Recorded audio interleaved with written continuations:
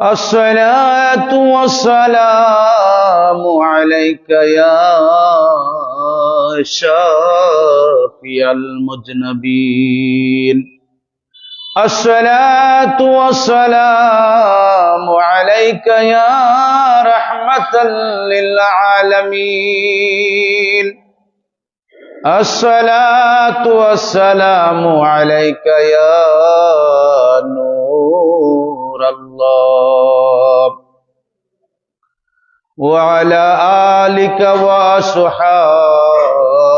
يا رحمة للعالمين. وقال تعالى في شان حبيبه الكريم: إن الله وملائكته يصلون على النبي يا أيها الذين آمنوا صلوا عليه وسلموا تسليما.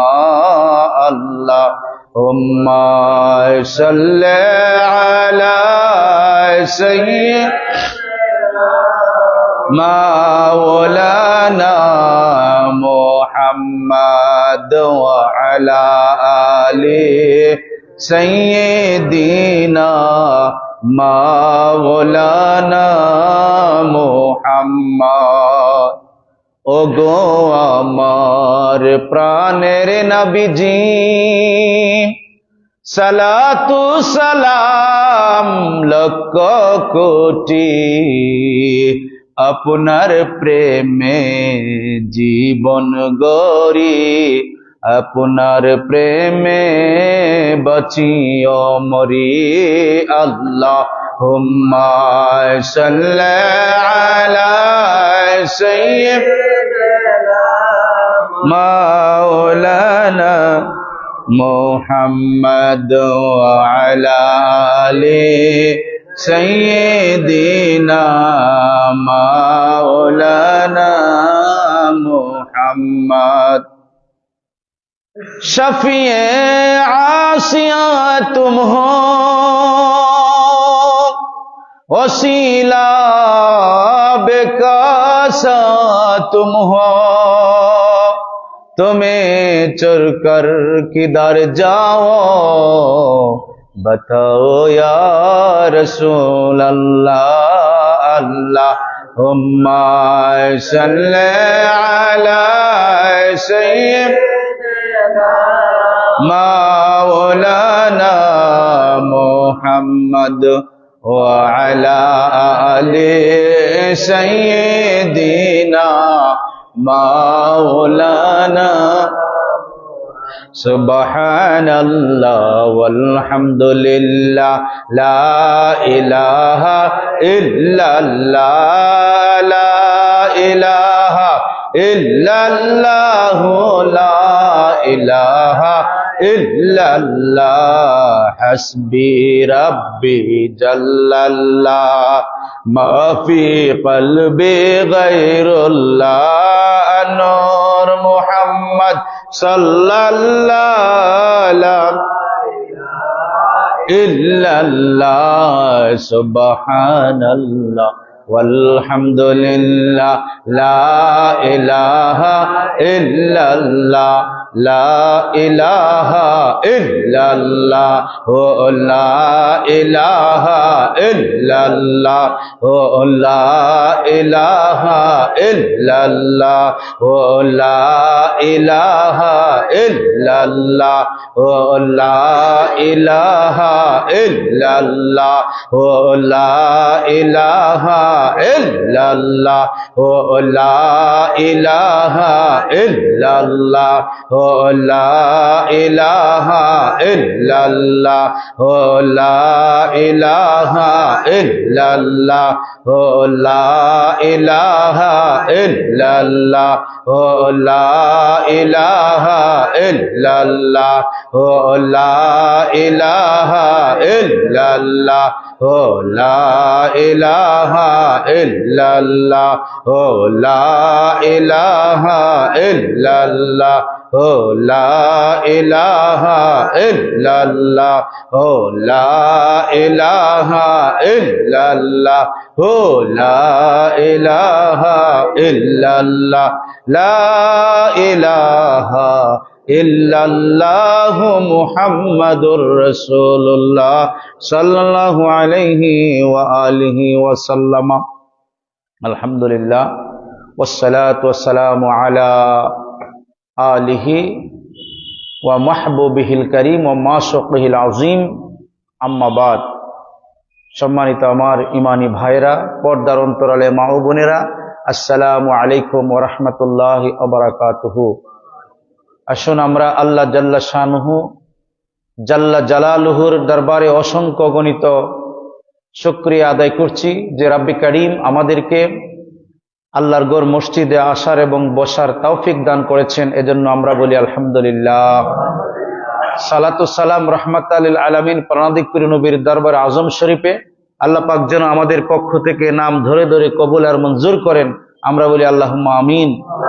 আমরা স্মরণ করছি মহামহিম পুত পবিত্র আহলে বাইত রাসূলগণদেরকে, খোলাফে রাশিদিনদেরকে, মাকবুল সাহাবা کرام, আইম্মাতি দ্বীন এবং জামে আউলিয়া کرامদেরকে আল্লাহ পাক যেন সেই মহান হাস্তিদের ওসিলায় আমাদের দ্বীন এবং দুনিয়ার উজালা করেন, আমাদের মুর্দা কলবকে জিন্দা করে দেন, আমাদের অন্তরের মাঝে নূর সৃষ্টি করে দেন। আল্লাহ পাক যেন আমাদের ময়লা যুক্ত কলবকে পরিষ্কার করে আল্লাহ রাসূলের দেখার আয়না বানিয়ে দেন, বলি আল্লাহুম্মা আমিন। আমার বন্ধুরা, আপনারা জানেন পবিত্র রজব মাস, আল্লাহ সুবহানাহু ওয়া তাআলা এই জন্যই বলেছেন যে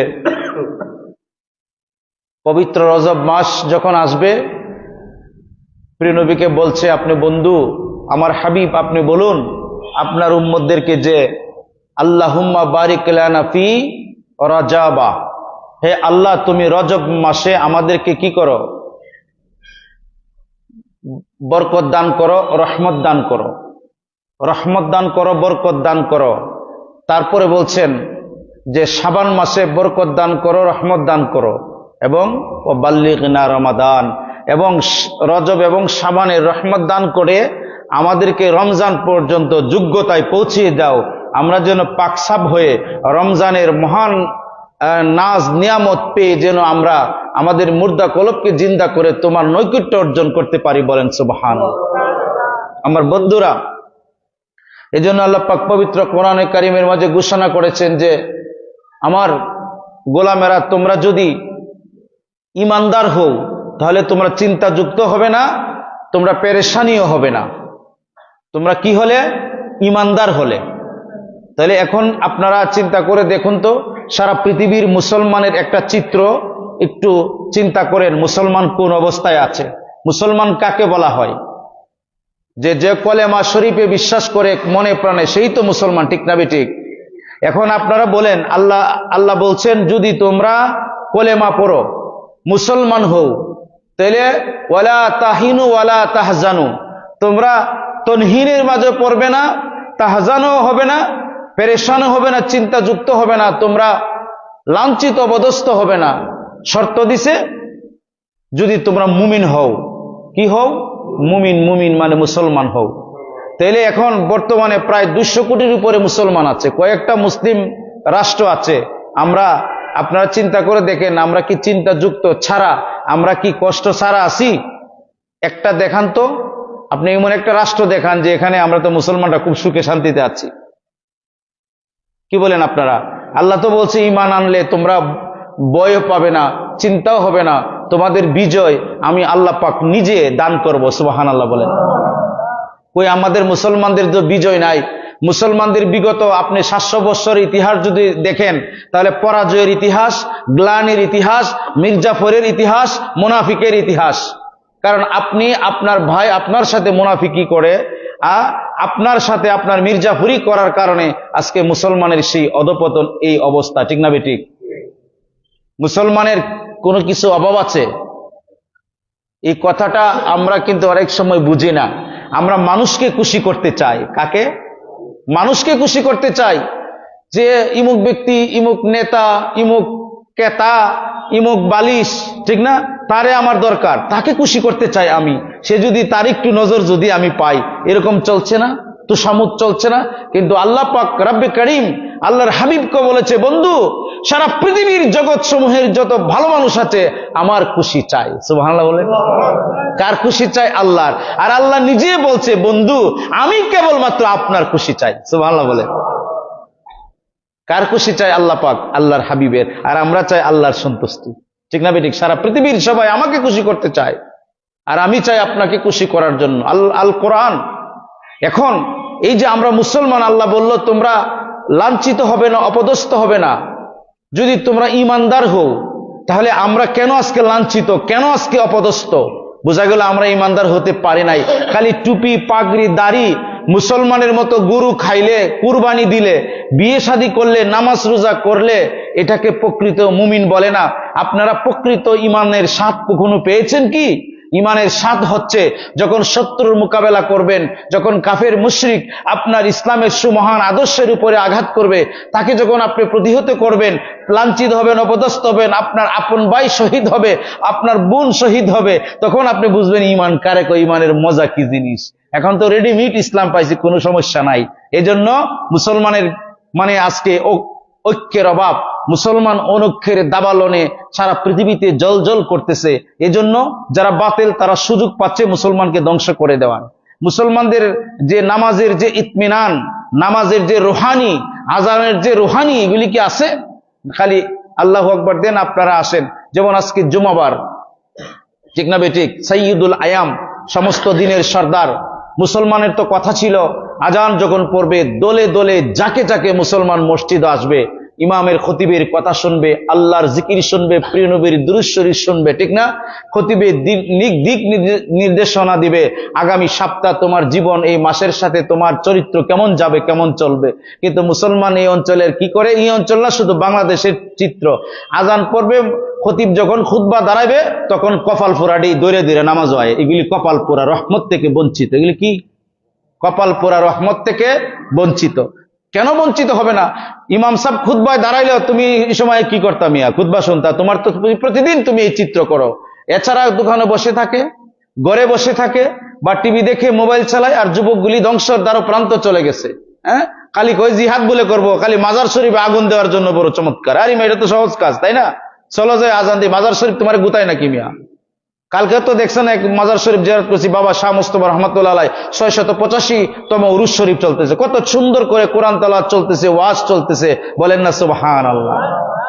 হ্যাঁ, তবে মাজার শরীফ ও গান বাজনা, নর্তকী আইনে নাচানো, এটা মুসলমানের কাজ না, এটা মুনাফিকের কাজ। কিসের কাজ?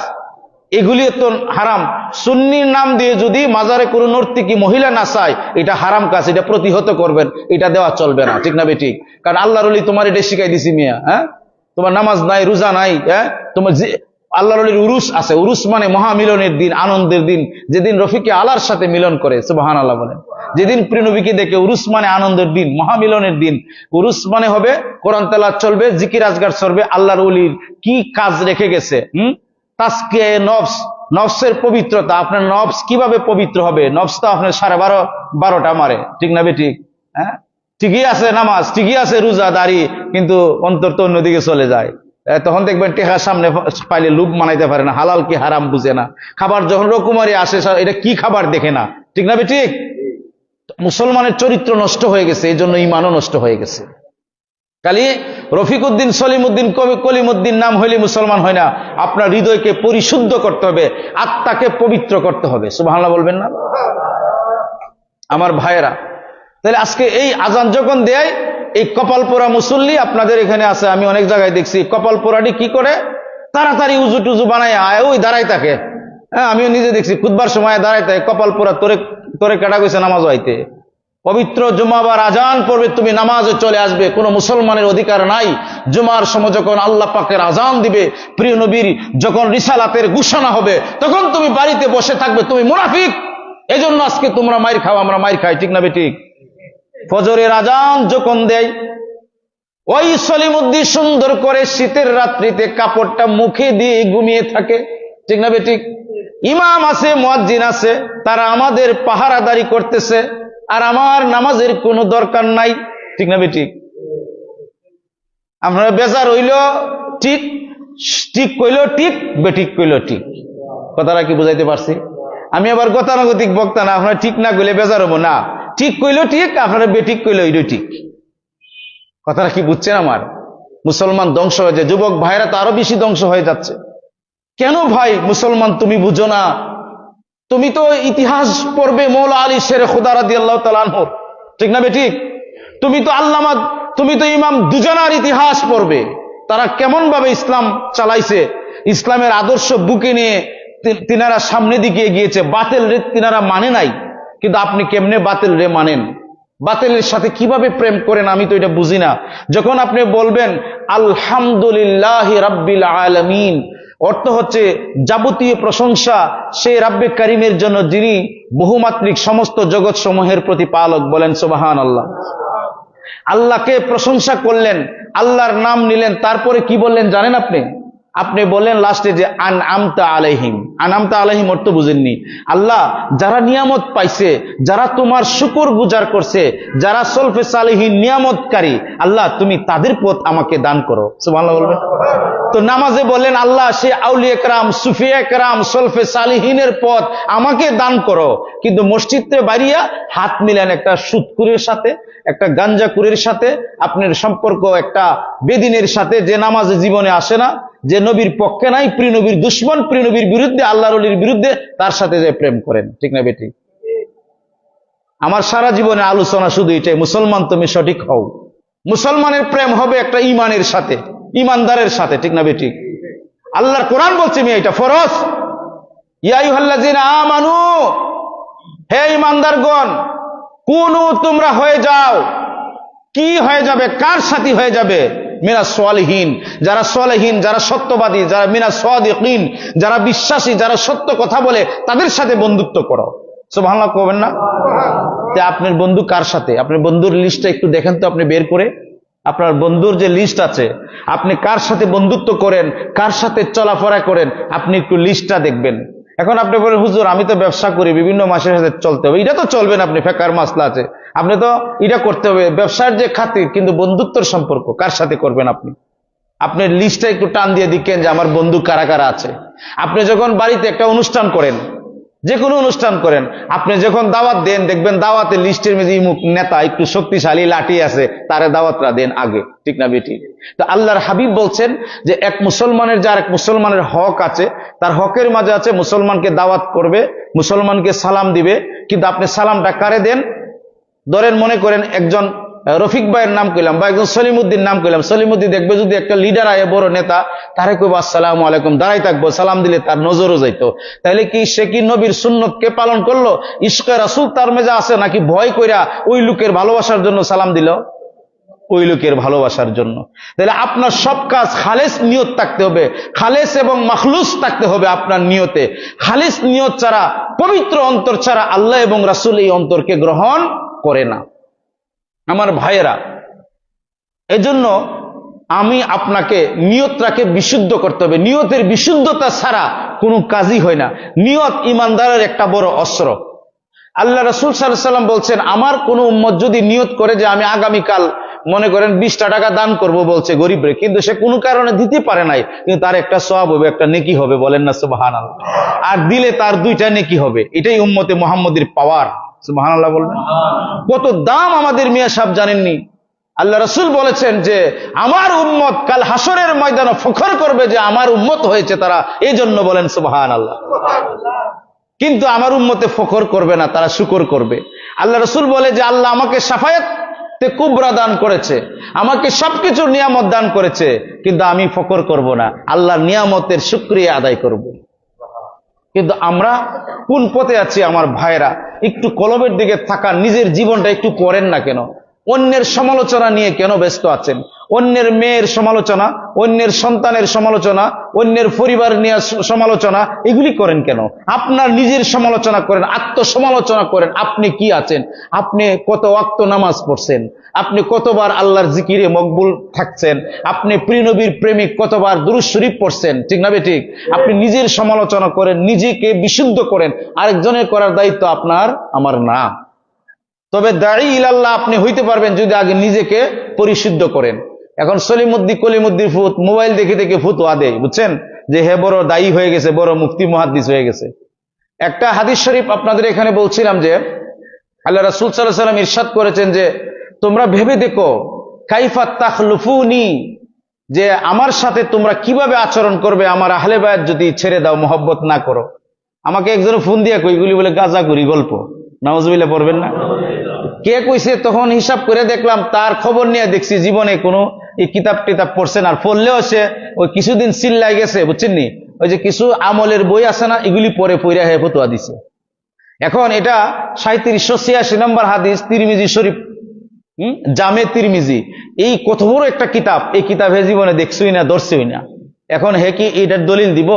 এজন্য আমরা বলি আদা ব্যাপারী হয়ে জাহাজের খবর নয়। একটা কথা বলে না, তুমি জানা তুমি তা নিয়ে কেন কথা বলো? হ্যাঁ, তুমি যেটা না, তুমি এটা নিয়ে কথা, তুমি না জানলে বিনয়ের সাথে প্রশ্ন করবে যে হুজুর আপনি যে বলছেন এটা কি কোনো দলিল আছে, ডকুমেন্টস আছে, আমি একটু জানতে চাই। কিন্তু তুমি যদি বলো কোরআন হাদিসে নাই, তাহলে বোঝা গেল 12.5 লক্ষ হাদিস তুমি জানো, পবিত্র কোরআনের সবটা তোমার মুখস্থ, সব তফসির তুমি জীবনে পড়ছো, 65টা তফসির, 63টা হাদিসের কিতাব মুখস্থ জানো, এ লেগে তুমি কইছো নাই। ঠিক না বেটি? নাই বলা এটা বেয়াদবি, এটা শয়তানের লক্ষণ। আপনি এটা বলতে হবে যে আমার জানা মতে আমি যতটুকু তাহকিক করেছি, যতটুকু আমি স্টাডি করেছি, গবেষণা করেছি, জনাব আমি তো এতটুকু হাদিসের মাঝে এটা পাই নাই, এটা কি কোনো হাদিসে আছে? জানলে আমি উপকৃত হইতাম। এটা হইল নমুনা। আপনি আমার সাথে ডিসএগ্রি করবেন, আমি যখন হাদিস বয়ান করব, যদি না থাকে আপনি আমাকে প্রশ্ন করতে পারবেন। কিভাবে? এইভাবে যে আমি যতটুকু পড়ছি হুজুর এতটুকুর মাঝে তো আমি পাইছি না, এর লেগে আপনি আমারে জিজ্ঞেস করলে হইতো না। বলে কেমনে? আপনি তো কামিল করেনই না। কথাটা কি বুঝছেন? ওই ব্যক্তি প্রশ্ন করবে যে কামিল হাদিস ফেকা পড়ছে, হে যদি না জানে আমার প্রশ্ন করব। কথাটা কি বুঝাইতে পারছি?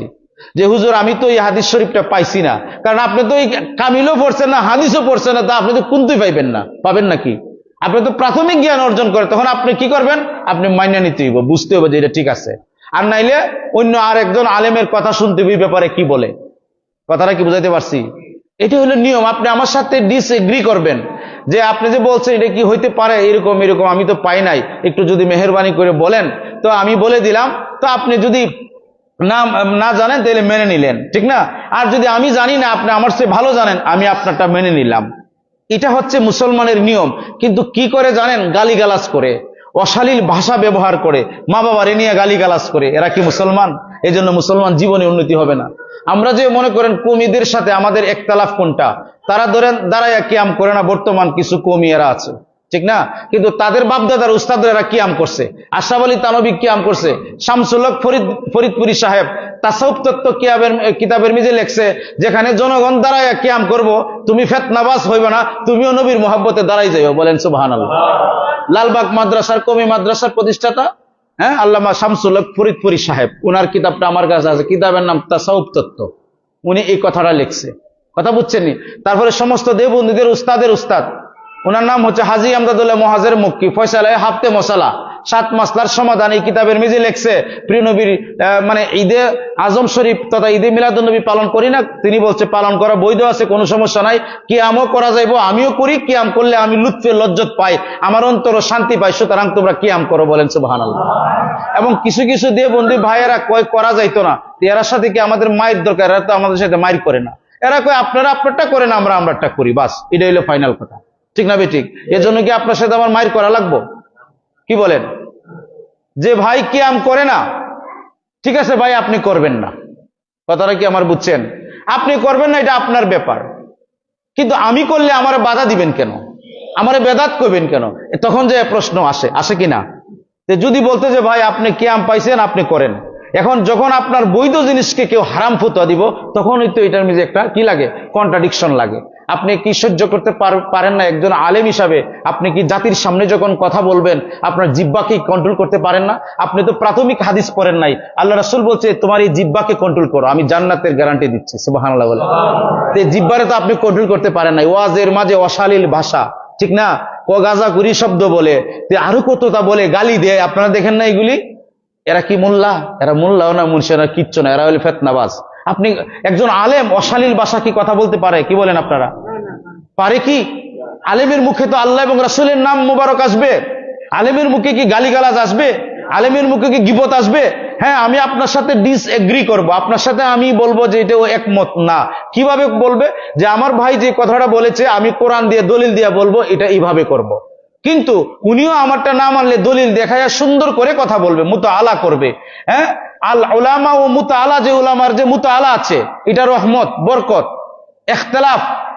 ইখতিলাফ বুঝেননি, মানে মতানৈক্য, এটা রহমত। কিন্তু এই ইখতিলাফ হয়ে গেছে মারামারি আমাদের বাংলাদেশে। আপনার সাথে আমার মতের একটু অমিল ঘটলেই খুন করো, তারে মুশরিক কো, তারে কাফির কো, ঠিক না, তারে জ্বালাও, তারে পোড়াও, হে ফ্যাসিস্ট আছেন, দুশরের দালাল আছেন। আজীব তামাশা এই বাংলাদেশে চলতেছে। কোন আমার এই কথাগুলি কি ভুল ওয়াজ করতেছি আমি? এগুলি কি চলতেছে না? যুবক ভাইরা বুঝলো কয় হ্যাঁ, না বুঝলো কয় হ্যাঁ। হ্যাঁ, খালি এক মোবাইল পাইছে, মুফাসসির হয়ে গেছে, ফতোয়া দেয় এমনি। হ্যাঁ, ঠিকই আছে, মাজার উরুস কেনে চলতো, ওলির মাজার কেন তো এটা ভাঙ্গো, নাউজুবিল্লাহ পড়েন না কেন? তুমি কি বুঝো মিয়া? তুমি কসু বুঝো? তুমি কি বুঝো? তোমার সদ্য গোষ্ঠীর তো বুঝে নাই। এদেশে ইসলাম এনেছে আল্লাহর অলিগণ, ঠিক না ঠিক? আল্লাহর অলিগণ ইসলাম এনেছে এদেশে, মোল্লা মুর্শি আনে নাই মিয়া।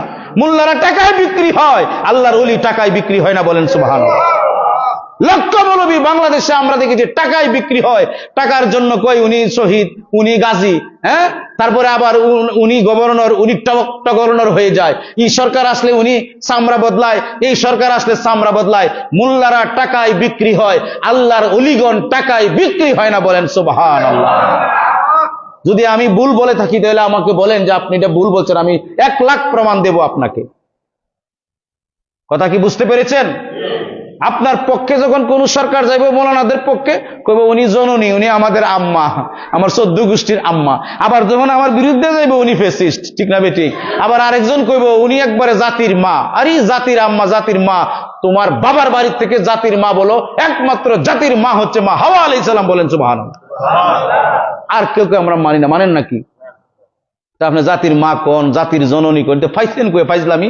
ইসলাম কি এটা বলে? আল্লাহর কোরআনে আল্লাহ পাক বলেছেন বিসমিল্লাহির রহমানির রহিম, ইন্নাদ দীনা ইনদাল্লাহিল ইসলাম, আমার কাছে মনোনীত দিন হচ্ছে ইসলাম, বলেন সুবহানাল্লাহ। এছাড়া আপনি যদি মানেন আপনি জাহান্নামের পথ, তাগুতের পথ। দিন 2 প্রকার, একটা দিনে বাতিলা, একটা দিনে হক। দিন কয় প্রকার? 2 প্রকার।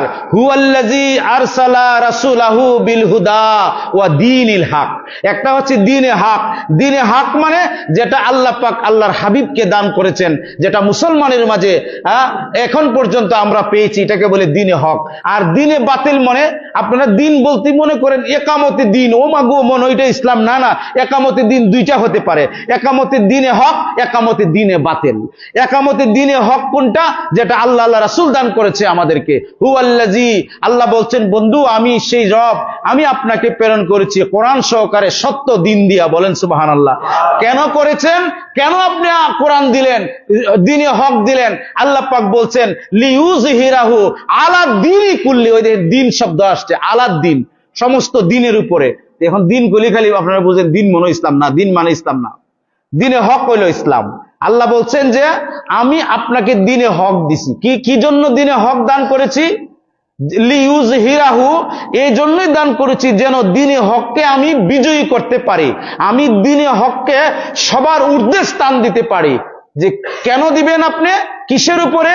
আলা দীনি কুল্লি, সমস্ত বাতিল দিনের উপরে, বলেন সুবহানাল্লাহ। দিন মানে রাস্তা, দিন মানে পথ, দিন মানে মত, দিন মানে তরিকা, দিন মানে সিরাত।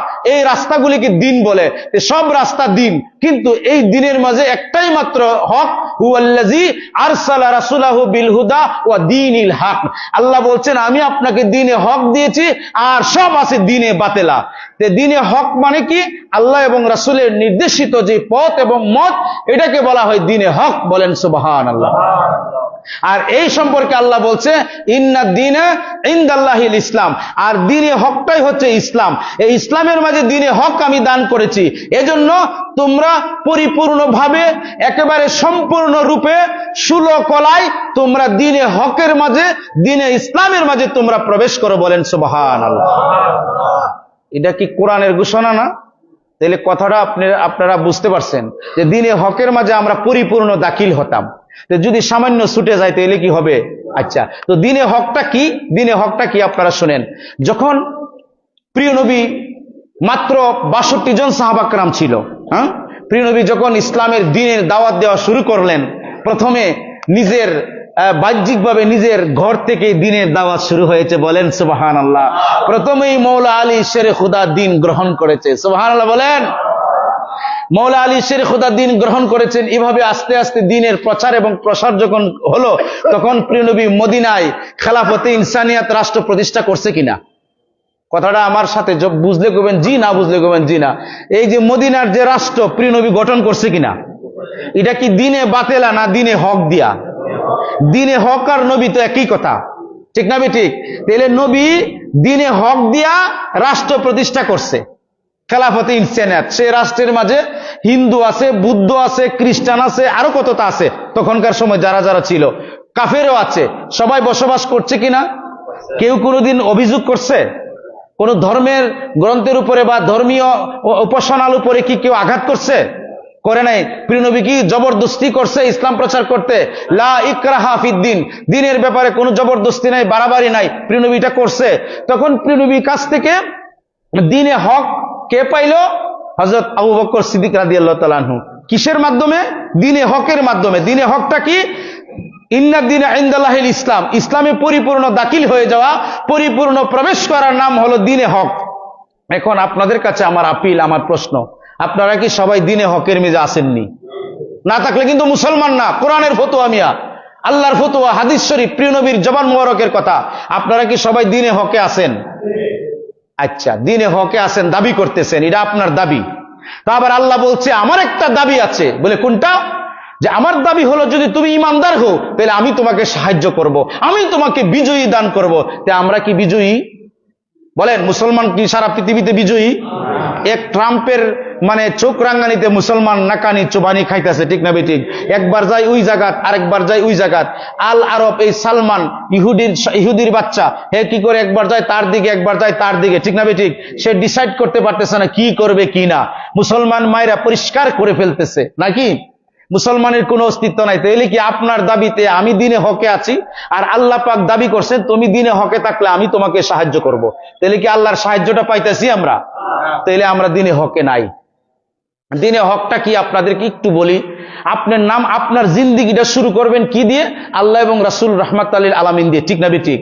তাহলে আপনার এই জিন্দিগিটা যে আল্লাহ আল্লাহ রাসূল দিয়ে শুরু করবেন, তো এই জিন্দিগির মাঝে যদি আপনি মানুষের রচিত কোনো জিনিস ঢুকান আপনার ইবাদতে, আপনার বিশ্বাসে, আপনার আমলে, তাহলে কি দ্বীনে হক থাকবো?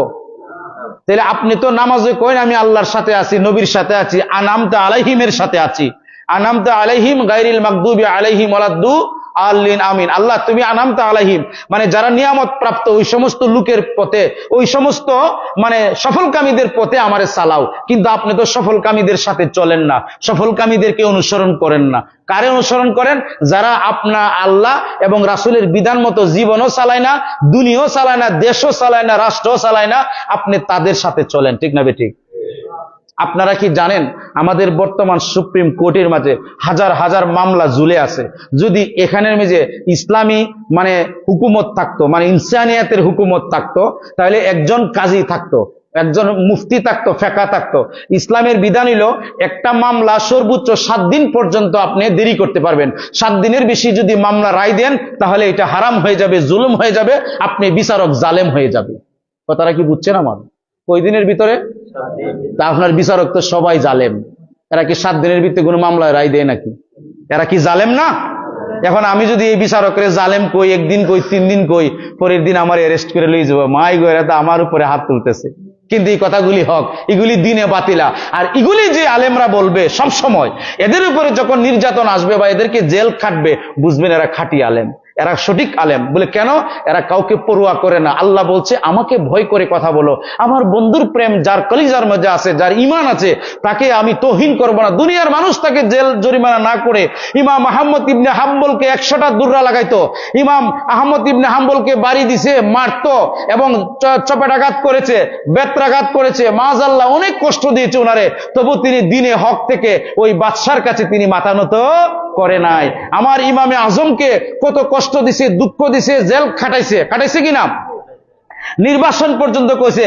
ইমাম শাফিকে শিয়া ফতোয়া দিছে, ওনাকে মারছে, চাবুক মারছে, কিন্তু ইমাম শাফি রহমাতুল্লাহ আলাইহি দ্বীনে হক থেকে এক চুল পরিমাণ নড়ে নাই। এজন্য সারা পৃথিবীর মানুষ শ্রদ্ধা ভরে ভালোবেসে ইমাম শাফিকে স্মরণ করে, ঠিক না বেটি? কিন্তু আবুল ফজল এক মোল্লা, তিনি সম্রাট আকবরের গোলাম ছিল, তার প্রশংসা করত, তার নাম কেউ নেয় না, ঘৃণা পরে নেই। কিন্তু মুজাদ্দেদ আল ফেসানি, আহমদ ফারুকি, সেরহিন্দি, মুজাদ্দেদ আল ফেসানি রহমাতুল্লাহ আলাইহিকে শ্রদ্ধা ভরে মানুষের স্মরণ করে, ঠিক না বেটি? মুজাদ্দাদি একটা তরিকাই আছে, উনি একজন সুন্নি ছিল, রাসূল প্রেমিক ছিল, হ্যাঁ, উনি হকের ইমাম ছিল। এভাবে সত্য দিন ইসলাম উনি তুলে ধরেছেন। ভারতবর্ষে সেই শাসকদের রক্ত চক্ষুকে ভয় করে নাই, দ্বীনে হকের উপরে তিনি কায়েম ছিলেন, তিনি দায়েম ছিলেন, বলেন সুবহানাল্লাহ। কিন্তু আমার বাংলাদেশে দ্বীনে হক কারা তো যাইবো, আপনি বলেন? আমরা দ্বীনে হকের মাঝে আছি কিনা? দ্বীনে হকের মাঝে আছি কিনা? শুধু ফতোয়াবাজিতে লিপ্ত, কিছুদিন এটা ভালো, কিছুদিন এটা ভালো, কিছুদিন হ্যাঁ ভালো, কিছুদিন হ্যাঁ ভালো। আমার যুবক ভাইরা, আল্লাহ এবং রাসূলের পথে আসবা, আর সব পথ বাতিল, সব পথ নষ্ট ভ্রষ্ট, একমাত্র আল্লাহ এবং রাসূলের পথ এবং আনামতা আলাইহিমের পথ, মিনান নাবিয়িনা ওয়া সিদ্দিকিনা ওয়া সালিহিন ওয়া শুহাদা ওয়া সালিহিন, একমাত্র ওনাদের পথ ছাড়া আর সব পথ বাতিল এবং ধ্বংসের পথ।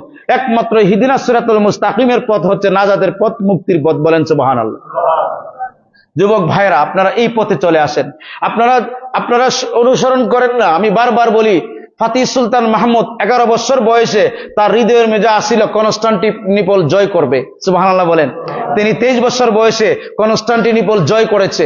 হ্যাঁ, মহাবীর সুলতান সালাউদ্দিন আইয়ুবী রহমাতুল্লাহ আলাইহি, তিনি আপনার বাইতুল মুকাদ্দাস, এই যে আমরা সবে মেরাজ দিবাগত রাত্রে হবে, এই যে বাইতুল মুকাদ্দাস ইহুদির হাতে, আপনি জানেন সুলতান সালাউদ্দিন আইয়ুবী রহমাতুল্লাহ আলাইহি তিনি বলছেন যে বাইজেন্টাইন সেনাপতি আমার প্রিয় নবীরে গালি দিল, এক মুসলমানকে নির্যাতন করেছে।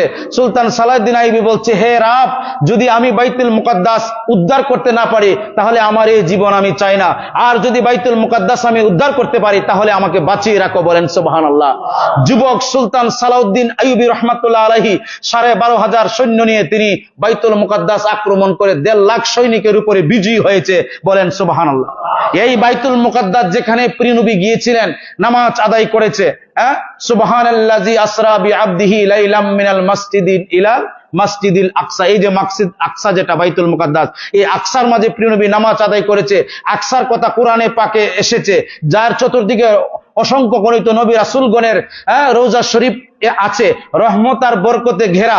এই রহমত এবং বরকতে ঘেরা এই বাইতুল মুকাদ্দাসের মাঝে ইহুদি মুশরিকরা মুসলমানকে মারতে মারতে আপনার হাঁটু পরিমাণ পর্যন্ত রক্ত ভাসিয়ে দিয়েছিল, ঘোড়া চালিয়ে দিয়েছিল মুসলমানের লাশের উপরে।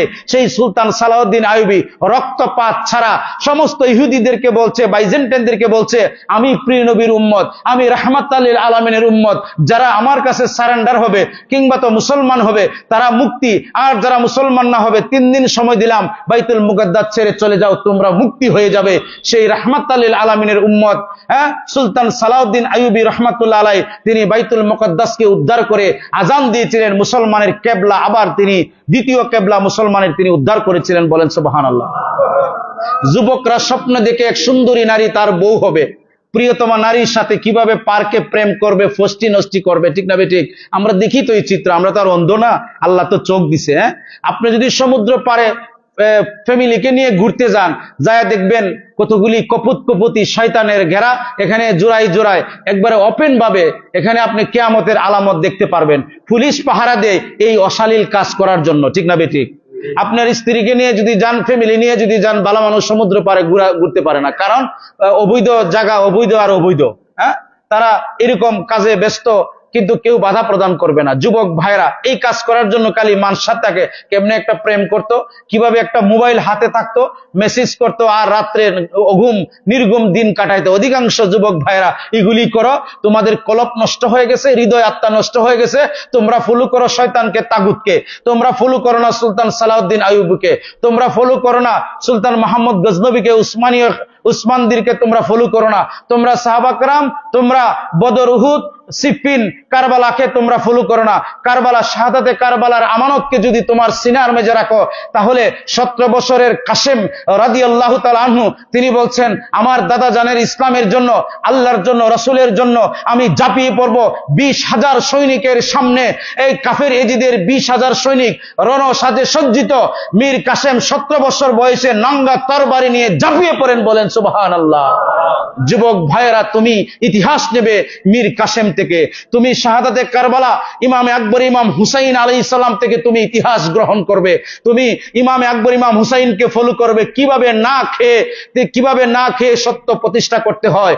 মাত্র ফ্যামিলির সবাইকে নিয়ে তুমি আল্লাহ এবং রাসূলের তুমি প্রেমে উৎসর্গিত করে দিবে। ইমাম হুসাইন আলাইহিস সালাম দেখিয়েছেন, সন্তান সন্ততি নিয়ে, প্রয়োজনে কুলের শিশু নিয়ে পর্যন্ত আল্লাহর রাস্তায় তোমাকে বিলীন করে যেতে হবে। তোমাকে আল্লাহর রাস্তায়, নিজেকে রাসূলের রাস্তায় প্রতিষ্ঠিত করতে হবে। বলেন সুবহানাল্লাহ। তুমি বলো যে আমার ঘরে এটা নাই, আমার ঘরে সেটা নাই, আমার পরিবারে কি মনে করব, আমার ভাইয়ে কি মনে করব, আরে আমি যে যাবো কেমন লাগে এতে, আমি যে সালাম দিতাম কেন? তুমি মুনাফিক। মনে যখন অস্থিরতা আসে, ভালো কাজ করতে যখন শরম লাগে, ভালো কাজ করতে যখন তেমন ভালো লাগে না, আপনি মুনাফিক। অন্যজন কোয়া দরকার নাই। কথাটা বুঝতে পেরেছেন? আমার যুবক ভাইরা, আপনারা প্রিয় নবীর প্রেমে নিজেকে শতভাগ উৎসর্গ করে দেন। আপনারা ফলো করবেন মৌলা আলী রাদিয়াল্লাহু তাআলা আনহুকে। মৌলা আলী শেরে খোদা মৌলা আলা 10 বছর বয়সে বাহ্যিক প্রিয় নবীর জন্য নিজের জানকে কোরবান করে দিয়েছিলেন। বলেন সুবহানাল্লাহ। তো যুবক ভাইরা, আপনারা কার জন্য কোরবান করেন? আশিকির জন্য, দেওয়ানার জন্য না। কলেজে মব সৃষ্টি করেন, মবক্রেসি বুঝেননি? কয়েকজন মানুষ মিলে একজনকে ফিটা, একজন অন্যায় করলে, অপরাধ করলে, আল্লাহ রাসূল বলেছেন যদি কেউ অপরাধ করে তাহলে কাজীর কাছে তাকে সুপর্দ করবে, কাজী তাকে বিচার করবে, বিচারকে বিচার করবে। সংঘবদ্ধভাবে যুবক ভাইরা, তোমরা যে একজন মানুষকে, হ্যাঁ সে অপরাধ করেছে মানলাম, কিন্তু সংঘবদ্ধভাবে আইন হাতে তুলে নেওয়া, এটা হচ্ছে শয়তানের কাজ, তাগুতের কাজ, এটা হচ্ছে ইহুদির কাজ, কোন মুসলমানের কাজ হতে পারে না। আমার ভাইরা, তাহলে আমাদের যুবকরা কি করতে পারে? একজন মনে করে চুরি করছে, তারে দুইরা সবাই মারতেছে, লাগতেছে। কেন? তোমারে কে অথরিটি দিছে? তোমারে তো পাওয়ার কেউ দিছে না। দিছে কি? তুমি আইনের কাছে সুপার্দ করো। কাজী কেন? আদালত কেন? বিচার কেন? তাহলে তো আদালতের দরকার ছিল না। আপনি যদি প্রচলিত আইন মানেন, তাহলে আদালতের সুপার্দ করবেন। আর কোরআন সুন্নাহর আইন মানে কাজীর কাছে সমর্থন করতে হবে। যারা মুফতি, এটা তো বাংলাদেশে নাই, আছে কি? এই বিচার ব্যবস্থা নাই। তাহলে আপনার তো বাংলাদেশে আসল জিনিসই নাই। আল্লাহ নবীর প্রেমের যে বিচার ব্যবস্থা ছিল, এটাই তোমার বাংলাদেশে নাই। আর তুমি নাচানাচি করো, ঠিক না বেঠিক? কি বলেন আপনারা? আপনারা কবেন যে হুজুর আপনি যে বলতেছেন এগুলি, হ্যাঁ এগুলি তো আমার কথা, আমরা বলবো কোরআন হাদিসের কথা। একজনের না আরেকজনে বলতে হবে, আমার একজন শুনলো আমার লাভ আছে, ঠিক না বেঠিক? হ্যাঁ, একজন থেকে আরেকজন, আরেকজন থেকে আরেকজন। আপনারা তো এখানে মাশাআল্লাহ 200-400 জন আছেন, এরা শুনলই তো এনাফ। কি বলেন আপনারা? আমার ভাইয়েরা, আপনাদের কাছে আমার আপিল, যুবক ভাইদের কাছে বিশেষ করে, আজকে মেরাজ শরীফ তো বুঝেন, প্রিয় নবী যেদিন আল্লাহর সাথে সাক্ষাৎ করেছেন, আমাদের জন্য নামাজ এনেছেন, অনেক বিধিবিধান হিকমত রয়েছে। হ্যাঁ, আপনাদের সকলকে শুভেচ্ছা, স্বাগতম এবং ঈদে মেরাজ শরীফের শুভেচ্ছা জানাচ্ছি। আল্লাহ পাক যেন আল্লাহ রাসূলের পক্ষ থেকে আমাদের অন্তরে রহমত, বরকত, সাকিনা, নূর, প্রশান্তি দান করে। বলেন আল্লাহুম্মা আমিন। আমার যুবক ভাইয়েরা, আপনাদের কাছে বিশেষ করে আমার আপিল, আপনারা বিপদগামী হবেন না। আপনারা আল্লাহ এবং রাসূলের পথে আসবেন, সাহাবা কেরামের পথে আসবেন, আউলিয়া কেরামের পথে আসবেন, ওনাদের জীবনী পড়বেন। গাউসে পাকের জীবনী, খাজা বাবার জীবনী, শাহজালাল বাবার জীবনী, আউলিয়া কেরামের, ইমামদের, ইমাম আজম, ইমাম শাফির জীবনী, ইমাম আহমদের জীবনী, ইমাম মালিকের জীবনী, বদর সাহাবীদের জীবনী, উহুদ সাহাবীদের জীবনী, খন্দক সাহাবীদের জীবনী। আপনারা এগুলি পড়বেন, বইগুলি এগুলি পড়বেন, স্টাডি করবেন। একজন আরেকজনকে দেখা হলে সালাম দিবেন। প্রিয় নবীর দুরূদ শরীফ, প্রেম, ভালোবাসা নিজের অন্তরে এবং পরিবারের অন্তরে, সমাজের বুকে দিনকে আপনারা এটা প্রতিষ্ঠা করবে, এটাই হবে আপনাদের কাজ। এছাড়া যে কাজ করবেন এটা তাগুদেরা খুশি হবে। আপনার প্রিয় নবীর ইসলামকে তারা নির্বাপিত করে দিতে চায়। তারা 1450 বছর আগে কমিটেড হয়েছিল। বাইজেন্টাইন রোম সেনাপতি বর্তমান আমেরিকা, এরা 1450 বছর আগে এরার গোষ্ঠীরা, লন্ডন যারা আছে মানে ব্রিটেনরা, তারা প্রতিবাদ মানে তারা একটা কমিউনিয়ন করেছে যে আমরা জীবনের শেষ রক্তবিন্দু দিয়ে হলেও ইসলামকে ধ্বংস করে দেব। তাদের এই একটা কমিটমেন্ট আছে, এটা হয়তো আপনারা জানেন না, আরেকদিন আমি এটা বলে দেব তাদের কি কমিটমেন্ট ছিল মুসলমানকে ধ্বংস করার জন্য। তারা বলছে আমি পারবো না, আমার ছেলে পারবে, আমার ছেলে পারবে না, এর ছেলে পারবে, এর ছেলে পারবে না, এর ছেলে পারবে। একেবারে 6000 বছর পরে হলেও ইসলামকে নিভাইব, বলেন নাউজুবিল্লাহ। এটা হচ্ছে এই বাইজেন্টাইনদের ইহুদিদের একটা কমিটমেন্ট, এটা আপনারা জানেন না। এই যুবক ভাইরা, তাদের কমিটমেন্টে ফাঁদে ফা দিবেন না। আপনি প্রিয় নবীর প্রেমের কমিটমেন্টে নিজেকে উৎসর্গ করে দেন। আল্লাহ পাক যেন তৌফিক দান করেন, বলেন আল্লাহুম্মা আমিন। আলহামদুলিল্লাহি রাব্বিল আলামিন ওয়াসসালাতু ওয়াসসালামু আলা আলিহি ওয়া আসহাবিহি ওয়া বারাকা ওয়া সাল্লাম। হে দয়াময় আল্লাহ, তুমি আমাদের মুসলমান জাতিকে হেফাজত